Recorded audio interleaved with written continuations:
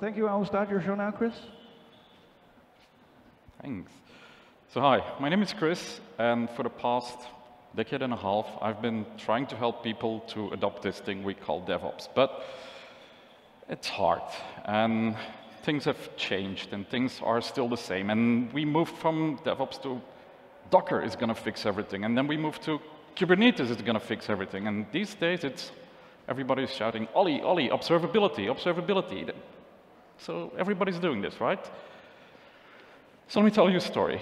I work with lots of customers, one of them, well, a couple of them being large government agency with broken monitoring. False positives, out of sync checks, things that are being decommissioned, and the team was not really happy because they were not in the loop and they were paged for things that they couldn't fix. So let's fix this. We're going to do observability, right? We're going to take this new fancy tool, Prometheus, right? The best one out there. And we're going to build something completely new, and that's going to fix everything. That's going to be the new tool that is going to do everything. And we're going to do this on our fancy new platform, on Cube.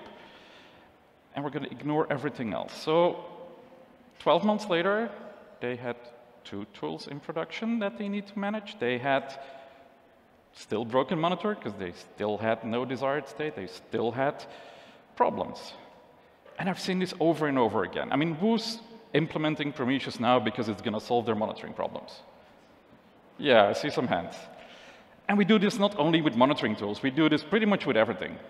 So what about real observability? Like, we used to have really long-term metrics. What's the default Prometheus lifecycle?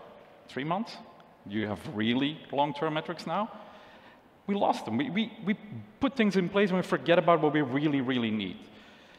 So when we want to talk about observability, we need to think about what we really want to achieve. What are the goals? What are our goals? Why are we doing this? And Gartner told us it's not a good goal, but it is one. So we need to take a step back and really look at fixing the first problem, and that is fixing monitoring. Because we want to have a single source of truth, we want to have less false positive, and then we can focus on fixing metrics. Because I'm betting that your metrics are broken. I'm betting that you don't have a good view into your infrastructure anymore. And I'm also betting on the fact that you're not shipping logs anymore. There are some devices that are not really shipping logs.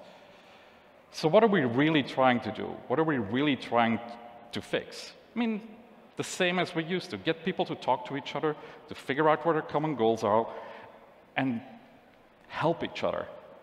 So you put in place metrics, you put in place logging. What is still missing? What do you still need for real observability? Probably nothing. For most organizations, this is sufficient. But for some, they might need traces. So figuring out what you need is a matter of figuring out what stack you want to put in place. Think about where your data lives. Do you want to own your data? Does somebody else want to own the data? And then picking a pilot project where you really are going to look at what you're doing. You need to look at what your ecosystem looks like and what the vendors are claiming, that telling that they're doing. Trust me, most of the vendors out there don't do what they actually do. Your developers will tell you what they need.